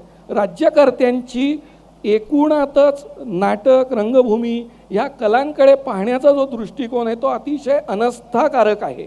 ते कधीही यांच्याकडे गंभीरपणे पाहत नाहीत. साधं एक उदाहरण द्यायचं झालं तर आज आपण ललित कला केंद्राविषयी बोलतो, ललित कला केंद्रातल्या माजी विद्यार्थ्यांविषयी बोलतो. 1988 मध्ये म्हणजे आजपासून 30 वर्षांपूर्वी विद्यापीठामध्ये ललित कला केंद्र हा विभाग सुरू झाला. तेव्हापासून हा विनाअनुदानित विभाग आहे आणि आजही आणि विद्यार्थ्यांच्या फीमधून आम्ही हा विभाग चालवतो आणि गेली 20 वर्ष सरकार दरबारी आम्ही ह्या विभागाला अनुदान मिळावं म्हणून पाठपुरावा करतोय. वेगवेगळ्या नाट्य संमेलनांमध्ये किंवा अनेक वेगवेगळ्या अशा आकर्षक कार्यक्रमांमध्ये सरकार घोषणा करतं आम्ही कलांचं विद्यापीठ काढू, आम्ही नाटकाचं विद्यापीठ काढू, आम्ही असं करू, आम्ही तसं करू. पण प्रत्यक्ष काहीही होत नाही आहे, ही आजची परिस्थिती आहे. वास्तव आहे हे आजचं वास्तव आहे. मी तुमच्याकडे येतो एकच मिनिट फक्त आलोक प्रवीणचाच मुद्दा थोडं कंटिन्यू एका अर्थाने होईलच. आणि म्हणजे आता 20 वर्ष त्याला त्याची जी खंत आहे की त्याला ज्या टाईपचं करायचं तिथे ते होत नाही आहे. 20 वर्ष एकूण जग ज्या गतीने बदलतं आहे त्या गतीने आपले त्याच्याबरोबरचा जो बदलाचा जो वेग आहे ना ते आपली रंगभूमी सांभाळू शकणार आहे का? मला तर वाटतं रंगभूमीत सांभाळू शकेल, कारण लोकांना आता लवकरच म्हणजे किती बघणार आपण म्हणजे नेटफ्लिक्स काढल्यानंतर प्रत्येक जण अर्धा तास याच्यातच घालवतो की यातलं मी काय बघू, आणि ते इतकं म्हणजे किरकोळ येते. म्हणजे ते दाबलं की तो बोलायला लागतो, पॉज केलं की बंद पडतो. तर याला त्याचं म्हणून काही महत्त्वच उरणं असा एक काळ तयार होणार आहे. आणि जितके आपण एकटे पडत चाललोय तितकं पुन्हा एकदा नाटकासारख्या स्पेसमध्ये एकत्र येण्याची, लाईव्ह आर्ट फॉर्मची, सामूहिक कलांची इनफॅक्ट आता गरज वाढणार आहे. आणि पुढचा काळ इनफॅक्ट नाटकाचा आहे असंच मला वाटतं. आणि त्याच्यातलं हेच बघणं फार आवश्यक ठरेल की जी अशी प्युअर नाटकाची स्ट्रेंथ आहे ती त्यातल्या, जसं सर म्हणले तशी मिनिमलिझममध्ये आहे, किंवा त्या प्रेक्षकांच्या सुद्धा इमॅजिनेशनमध्ये आहे.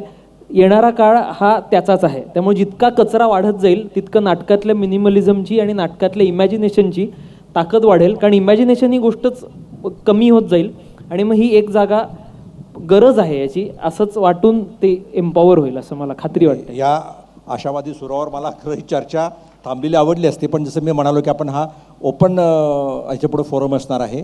तुम्ही प्रश्न विचारू शकता, आपली मतं व्यक्त करू शकतात की आता आपण त्या प्रश्नांना उत्तर देऊयात. फक्त जो कोणी प्रश्न विचारेल त्यांनी कृपया आधी स्वतःचं नाव सांगावं आणि तो प्रश्न त्यांनी कुणाला या तिघांपैकी विचारला तेही सांगावं. शाहीर सुरेश कुमार वैराळकर, सुरेश भट गझल मंचाचा संस्थापक अध्यक्ष जरी असलो तरी 35 वर्ष मी तमाशात काम केलेलं आहे. कलावंत म्हणून सुद्धा, व्यवस्थापन म्हणून सुद्धा आणि संस्थेचा सेक्रेटरी म्हणून सुद्धा तमाशा परिषदेचा. इथे आकृतीबंधाच्या अंगाने, कंटेंटच्या अंगाने म्हणजे संहितेच्या अंगाने आणि विशेषतः समाजशास्त्राच्या अंगाने राजकाजी असा विचार करणारी माणसं असल्यामुळे माझा स्पेसिफिक तसा मोठ्या चिंतनाचा विषय आहे. पण मी अगदी छोट्या त्याला हे करून प्रश्न विचारतो आहे की साधारण 40 वर्षापूर्वी ज्यांना मोठे व्यावसायिक म्हणता येतील असे 35 ते 40 तमाशे होते इथे, चांगले तमाशे ज्यांना आपण मानतो तसे, आणि जे छोटे तमाशे म्हणतात असे जवळजवळ तितक्याच संख्येने तमाशे होते. हा तमाशाचा खेळ रात्रभर चालायचा. जशी संगीत नाटकं रात्रभर चालायची तशी 7 वाजता एकदा हलगीला सुरुवात झाली की खेड्यातली आलेली माणसं 7 वाजता तिथे येऊन बसायची. हा सकाळी 4 ते 5 वाजेपर्यंत हा खेळ चालायचा. आता वेळेचं बंधन त्याच्यामध्ये आता पडलेलंच आहे सगळ्यांना. पण आज अवस्था अशी आहे, कुठलं कारण आहे त्याच्यासाठी कारणं अनेक आहेत, की हा तमाशा जवळजवळ मरणाला येऊन टेकलेला आहे. मोठे तमाशे एक 10-15 राहिलेले आहेत चांगले, आणि छोटे तमाशे जे काही आहेत ते तर जवळजवळ संपल्यात जमा आहे. पण मला इथे आपल्या तिघांना असा एक स्पेसिफिक प्रश्न विचारायचा आहे की याच्यामधून काही जर मार्ग काढायचा असेल, आणि हे तमाशे अगदी पूर्वीसारखे भरभराटीला नाही की बा तंबू भरलेला आहे ते कणात उडून द्यावे लागले इतके प्रेक्षक, असं जरी नाही तरी कमीत कमी त्यांचा व्यवसाय झाला पाहिजे आणि काहीतरी कुठेतरी त्यांच्यापाशी जे सांगायचं आहे ते त्यांच्या पद्धतीने लोकांना सांगता यायला पाहिजे. याच्यासाठी आकृतीभंगाच्या अंगाने, सादरीकरणाच्या अंगाने आपणाला काही असं सुचवायचं आहे का की बाबा तमासगिरांनी असा बदल जर केला तर याच्यामध्ये काहीतरी थोडाफार फरक पडू शकेल. जाणकार माणसं आहेत म्हणून मी मुद्दाम विचारतो. ललित कला केंद्रात सुद्धा आम्ही डॉक्युमेंटेशन केलं होतं, त्यावेळेला याच्यात चर्चा झाली होती पण ती पुढे चालू शकली नाही दुर्दैवाने. तमाशा हा रंगभूमीचा एक भाग आहे असं आपण मानता, हे गृहीत धरून मी हा प्रश्न विचारलेला आहे. धन्यवाद.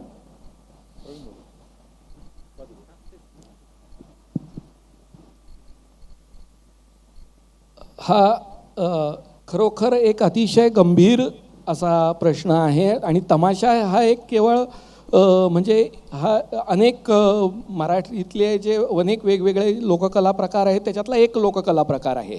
हा फक्त तमाशाचाच प्रश्न आहे अशातला भाग नाही, हा सर्वच लोककला प्रकारांचा प्रश्न आहे. आणि केवळ महाराष्ट्रातला नाही आहे तर हा संपूर्ण भारतातला आहे. ये नौटंकी के बारे में भी उतना ही सही है. क्लासिक कोई भी क्लासिकल आर्ट के बारे में हम यही कह सकते हैं. तर मला काय वाटतं की हा ज्याला आपण एक स्ट्रेंज पॅराडॉक्स आहे असं वर्णन करू, ह्या कॅटेगरीत हा प्रकार बसतो. कारण कुठलाही कला प्रकार जर जिवंत राहायचा असेल तर त्याने काळाच्या सुसंगत आपल्या स्वतःला बदलून घेतलं पाहिजे असं आपण म्हणतो.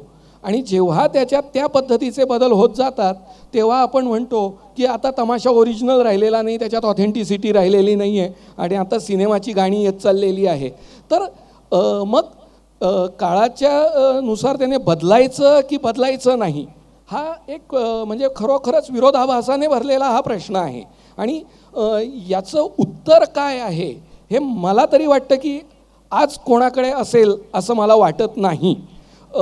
अजून ह्या निमित्ताने मला एक दोन गोष्टी बोलाव्याशा वाटत आहेत.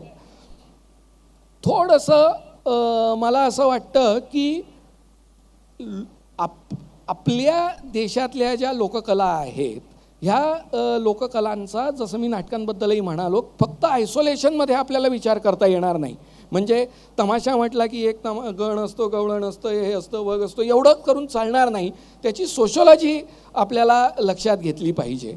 कारण तमाशा कुठून आला, कोणत्या समाजातल्या लोकांनी तो तमाशा तयार केला, टिकवला, पसरवला आणि आजची सोशॉलॉजी काय आहे ह्या सगळ्यांचा जर आपण विचार केला तर जसाच्या तसा तमाशा टिकेल की नाही टिकेल हे आपल्याला माहिती नाही. पण इथे मला एक उदाहरण द्यावंसं वाटतं आहे. ते 14व्या-15व्या शतकामध्ये इटलीमध्ये आपल्या तमाशासारखाच एक कॉमेडिया डेलार्टे नावाचा लोककला प्रकार होता. तो तिकडचा तमाशा असं आपण म्हणू. हा तिथल्या तसंच सेम खालच्या स्तरातल्याच लोकांनी तो कला प्रकार तयार केला. त्याच्यातच त्यांनी त्यांची नाटकं सादर केली, त्याच्यातनंच त्यांनी पैसे कमवले. पण हा कला प्रकार जो होता कॉमेडिया डेलार्टे हा पूर्णपणे लोकाश्रयित होता. हा लोकाश्रयित होता असं जेव्हा मी म्हणतोय तेव्हा याचा अर्थ असा की ते आपला प्रयोग जेव्हा सादर करायचे, प्रयोग संपल्यानंतर लोकांमधनं ते हॅट कलेक्शन करायचे आणि त्याच्यावर संपूर्ण त्यांनी हा आपला प्रकार जिवंत ठेवला. जवळजवळ 200-250 वर्ष हा प्रकार युरोपात जिवंत राहिला. आणि तो लोकाश्रयित असल्यामुळे त्यांना कुठल्याही समाजातल्या एका विशिष्ट वर्गाची भलावण करण्याची गरज पडली नाही किंवा कुठलेही जे मूल्य आहेत त्या संस्कृतीतले ती मूल्य किती चांगली आहेत असं म्हणायची गरज पडली नाही. उलट त्यांनी ह्या गोष्टींवर त्यांच्या नाटकांमधनं सडेतोड टीका केली. नंतरच्या काळामध्ये कॉमेडिया डेलार्टे टिकलं नाही, पण ते टिकलं नाही असंही आपल्याला म्हणता येत नाही. नंतरच्या काळात जे कॉमेडिया डेलार्टे होतं तेच तिथलं मेन स्ट्रीम झालं. आणि आजही म्हणजे चार्ली चॅप्लिनसारखा कलावंत असू देत, नाहीतर दारियो फो सारखा नोबेल प्राईज विनर नाटककार असू दे, तो सांगतो की मी कॉमेडिया डेलार्टेच्या परंपरेतला आहे. तर तिथलं जे लोक होतं ते मुख्यधारा झालेलं आहे. आपल्याकडे आपल्या लोककला या म्हणायला लोकाश्रयित होत्या, त्या खरं तर राजाश्रयितच होत्या. त्यामुळे त्या वर्गाला जे आवडेल, रुचेल, भावेल, पचेल तेवढ्याच गोष्टी ह्या नाटकांमधनं आलेल्या आहेत. आणि अर्थातच ह्या उपऱ्या गोष्टी असल्यामुळे, मागवलेल्या गोष्टी असल्यामुळे त्याचा त्या संपणं हे लोकशाही आल्यानंतर खरं तर गरजेचं होतं. पण त्यामुळे कलाप्रकार संपायला नको हे एक त्या निमित्ताने मला म्हणावं असं वाटतं. आणि त्याही पलीकडे जाऊन एक शिक्षक म्हणून नाही पण एक नाटकवाला म्हणून मला असं वाटतं की कलाप्रकार मेला तरी चालू शकेल एक वेळ, पण तो कलाप्रकार ज्यांनी जिवंत ठेवलेला आहे तो कलावंत मात्र जगला पाहिजे आणि त्याच्यासाठी तरी आपण काहीतरी केलं पाहिजे. इसमें एक बात और ऐड करनी चाहिए कि हमारे यहाँ क्लासिकल आर्ट फॉर्म्स के साथ भी इस समय वही हो रहा है जो आप तमाशा के साथ कह रहे थे. मगर उसमें एक बात मुझे लगती है थोड़ी सी फ़र्क ये है कि 30-40 साल का एक साइकिल होता है. उसके बाद हमें किसी बाहर के इंटरवेंशन की ज़रूरत होती है क्रिएटिव. और उस क्रिएटिव इंटरवेंशन से वो आर्ट फॉर्म्स और 30-40 साल की लाइफ पाता है। मिसाल के तौर पर छत्तीसगढ़ में नाचा होता था और नाचा के कलाकार काम करते थे। अब नाचा के कलाकारों ने बीच में फिल्म के गाने गाने शुरू कर दिए अपने नाटकों में। गुलाब बाई नाम की बड़ी मशहूर नौटंकी वाली हुई हैं नॉर्थ में। मैंने अपनी आंखों से देखा, उनकी लास्ट नौटंकी थी अनारकली, और अनारकली नौटंकी को जब वो खेलने आई थी तो उसमें उन्होंने अनारकली फिल्म के गाने यूज़ किए थे। ओके। तो मैंने उनसे पूछा था कि आपने ऐसा क्यों किया, नौटंकी के आपके अपने गाने थे, आपने क्यों नहीं रखे? तो उनका बेटा कोई सुनता नहीं। लेकिन उसी के बरक्स हबीब तनवीर ने तीजन बाई को पंडवानी गवाकर छत्तीसगढ़ के मंच पर खड़ा किया, न्यूयॉर्क के मंच पर खड़ा किया, फ्रांस के मंच पर खड़ा किया, इंग्लैंड लेकर गए, और सब जगह छत्तीसगढ़ के कलाकारों ने उनकी अपनी भाषा में अपने लोकगीत गाए। तो इस कलाकार को ये कॉन्फिडेंस देने का काम भी बड़ा है। इंटरवेंशन जहाँ पे हमको चाहिए पढ़े लिखे लोगों की, वो ये है कि अगर आपको एक आर्ट फॉर्म प्रिजर्व करना है तो उसमें 2-4 बड़े कलाकारों का माइंड जलना ज़रूरी है।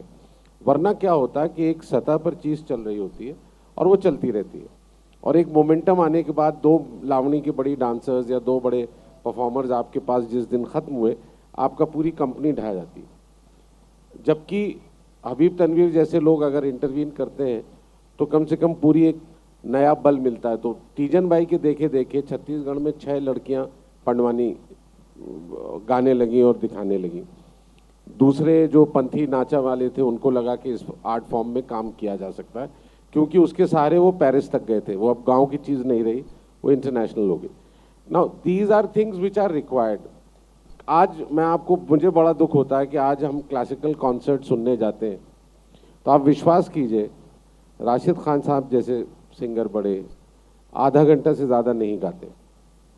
एक क्लासिकल कॉन्सर्ट में 4 सिंगर्स या म्यूजिशियंस को वो एक साथ पैकेज करते हैं आजकल। पहले हम बड़े कलाकार को पूरा 4-4 घंटे सुनते। तो मुझे याद है पंडित भीमसेन जोशी जब कमानी में परफॉर्म कर रहे होते थे तो हम लोग रात में खाना खा के बाकायदा 1.5 घंटे 2 घंटे उनको सुनने जाते थे। तो 4 घंटे का जो कॉन्सर्ट है, लेकिन हम ये भूल जाते हैं कि उस पाए का कलाकार भी तो नहीं है। तो जो फॉर्म्स हमारे ख़त्म हो रहे हैं उसमें मुझे ये लगता है कि बाहर के इंटरवेंशन से उसकी क्वालिटी है नीड्स टू बी रीइंफोर्स। बिल्कुल ये वैसे ही है जैसे पुल या सड़क को हम दोबारा रीइंफोर्स करते रहते हैं। I think we need these kind of outside interventions to reinforce our art forms, otherwise they will die. Alok, तू काय बोलणार त्याच्यावर? नाही, खरं मी हे आत्ता दोघं बोलल्यानंतर ते पुरेसं आहे आणि मी विचार करतोय खरं हे ऐक, मला काही नाही म्हणायचं आता यावर. आणखी काही एखादा प्रश्न असेल तर आपण एक प्रश्न घेऊ आणि थांबूयात.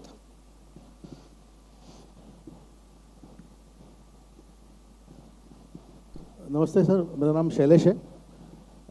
सबसे पहले तो मैं सुरेश जी को थैंक यू बोलूँगा। मेरा बचपना जब शुरू हुआ तब से तमाशा ये जो था उसको मैं एक्सपोज था, पिताजी लेके आया करते थे और तब वो रिस्पेक्टेबल फॉर्म था। अब तो ये है कि तमाशा ज़रा सा काफ़ी सारे लोग उसको अश्लीलता से जोड़ते, तो वो सवाल उठाने के लिए थैंक यू उसके लिए। मेरा सवाल सलीम आरिफ जी से है।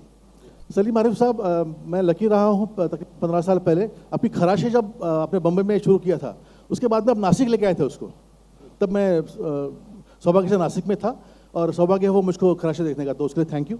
सवाल एक छोटा सवाल ये है कि खराशे अगला पुनः नासिक में कब हो रहा है? ये चीज़ें बम्बई में आके रुक जाती है। दूसरा सवाल ये है, पहला सवाल क्या जोड़ दूँ मैं सवाल दूसरा मेरा? नासिक में हम इसलिए परफॉर्म कर पाए थे कि हमें किसी ने वहाँ बुलाया था परफॉर्म करने के लिए। अच्छा, तो मैं अपनी तरफ से जाकर शो ऑर्गेनाइज करना मेरे लिए बड़ा मुश्किल होता दूसरे शहर में। ओके, तो मेरा सवाल मेन सर ये है कि जैसे कि आपने कहा कि कोई बड़ा कलाकार, जैसे कि आपने तीजन बाई का एग्जांपल दिया कि हबीब तनवर साहब चूँकि तब उस समय एक आला बड़ी हस्ती थे, तो वो समझ लीजिए कि वो सरपरस्ती हो गई एक तरह से स्टार वैल्यू की या पावर की, कि वो उनको वहाँ लॉन्च कर पाए या चल पाए वो आगे। तो क्या ऐसी यही चीज़ें जैसे आज की डेट में अगर कोई किसी को बड़ा ट्रूप लेकर नाटक करना है तो वो सर्वाइव हो पाना मुश्किल है, जैसे कि सब्सिडाइज नहीं हो पाता एक हद के बाद में। लेकिन जो टैलेंट होता है वो अपना रास्ता ढूंढ लेता है। आप पानी से अगर फूटता है ना जब धरती से, तो पानी निकलता है तो निकलता है। तो जो बड़ा टैलेंट है वो आपके सामने भले 4 साल बाद सही, 3 साल बाद सही, 8 साल बाद सही आके खड़ा हो जाता है। तो मुझे हमेशा ये बात बचपन से सुनता आ रहा हूँ मैं ये बात कि उर्दू मर रही है, ये मर रहा है, वो मर रहा है। अब हम एक ऐसी दुनिया में जी रहे हैं जहाँ चीज़ें जाएंगी और आएंगी। आज का बच्चा कहता है हमको पहाड़े गिनने की क्या ज़रूरत है जब हमारे पास कैलकुलेटर है। और वो बात मुझे ठीक लगती है। हालांकि मुझे बड़ा ऑड लगता है जब मैं मैकडॉनल्ड्स में पैसे पे कर रहा होता हूँ तो आदमी कैलकुलेट करके बताता है कि आपके 495 हुए हैं और आपको 5 पैसे मिलने चाहिए, 500 रुपये में से 5 रुपये मिलने चाहिए। तो मुझे ताज्जुब होता है कि इसके लिए कंप्यूटर की क्या ज़रूरत है, तो मुझे ज़बान नहीं याद है, मैं इसको बता सकता हूँ। लेकिन दैट डजंट मीन कि ये जनरेशन जो है सेम अप्लाइज टू आर्ट्स। मुझे लगता है मैं इसलिए बड़े कलाकार के इंटरवेंशन की बात कर रहा था, मैं किसी के पेट्रोनाइजिंग की बात नहीं कर रहा था। उदय शंकर जी आए तो मॉडर्न इंडियन डांस और लोक कलाओं की तरफ लोगों का ध्यान गया, क्योंकि उन्होंने लोक कलाओं से बहुत सारी चीज़ें उठाई थी। नंद कुमार बसु ने पेंटिंग की तो लोगों को समझ में आया कि हमारी ट्रेडिशनल आर्ट फॉर्म्स वो क्या करें। वही आर्ट फॉर्म्स जब मॉडर्न आर्ट में बड़ौदा स्कूल में इस्तेमाल होने शुरू हुए, फाइन आर्ट्स में, तो लोगों को उसकी पोटेंशियल एक मॉडर्न री इंटरप्रिटेशन की नज़र आई।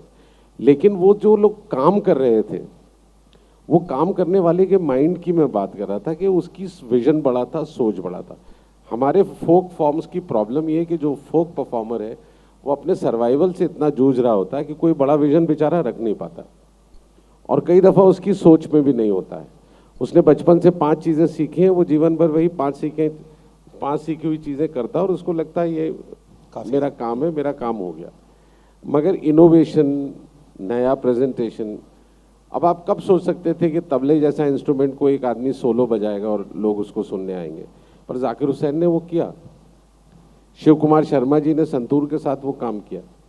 फ्लूट, आप कभी सुन सकते थे कि ये एक सोलो इंस्ट्रूमेंट की तरह लोग 2 घंटे स्टेज पर सुनेंगे? ये सब साथ देने वाले साज माने जाते थे ना।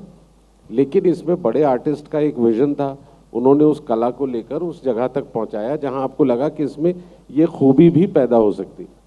तो मैं उसकी बात कर रहा था, मैं पेट्रोनाइजिंग की बात नहीं कर रहा था, मैं एक बड़े कला के क्रिएटिव इंटरवेंशन की बात कर रहा था, जहां आपको पोटेंशियल नज़र आए कि ये चीज़ें ऐसे।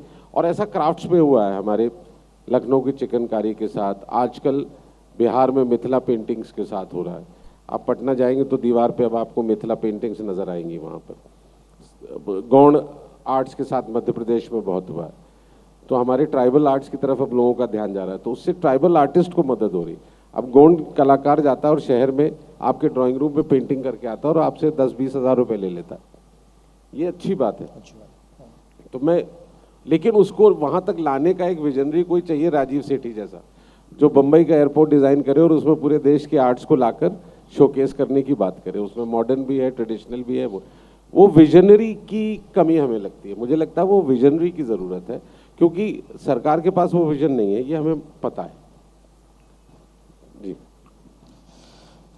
इस चर्चा का शीर्षक जो था कि सर्वाइवर आर्ट फॉर्म, तो मुझे लगता है कि आप और हम जान गए हैं कि it will go on surviving for ever. तो इस अच्छे नोट पर हम लोग रुकते हैं। मंच पे के सभी मान्यवर तथा आप सभी का धन्यवाद। Thank you. बहुत बहुत धन्यवाद। प्लीज़, एक भविष्य है और किस तरह से पिछली पीढ़ी से चली आ रही है विरासत नई पीढ़ी तक पहुंच रही है, और वो किस तरीके से अपने विचार के साथ उस परंपरा को भी निभा रहे हैं। तो इन चारों का हम शुक्रिया अदा करते हैं दक्कनी अदब फाउंडेशन की ओर से। और मोनिका सिंह से अनुरोध करती हूं कि सुबह हमने हालांकि सलीम आरिफ साहब का इस्तकबाल किया था फूलों के साथ, अभी तालियों के साथ हम करना चाहते हैं, और प्रवीण भोले जी का आप सम्मान करें, ऐसा मैं अनुरोध करती हूं।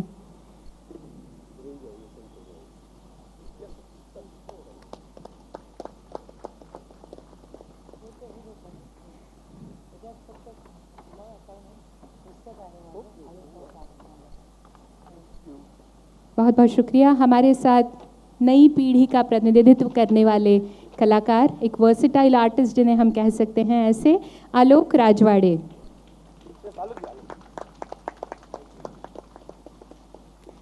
और जिन्होंने इतने अच्छे से इस चर्चा को संभाला, उसकी बागडोर संभाली, हमारे अपने पुणे के ही राज काजी।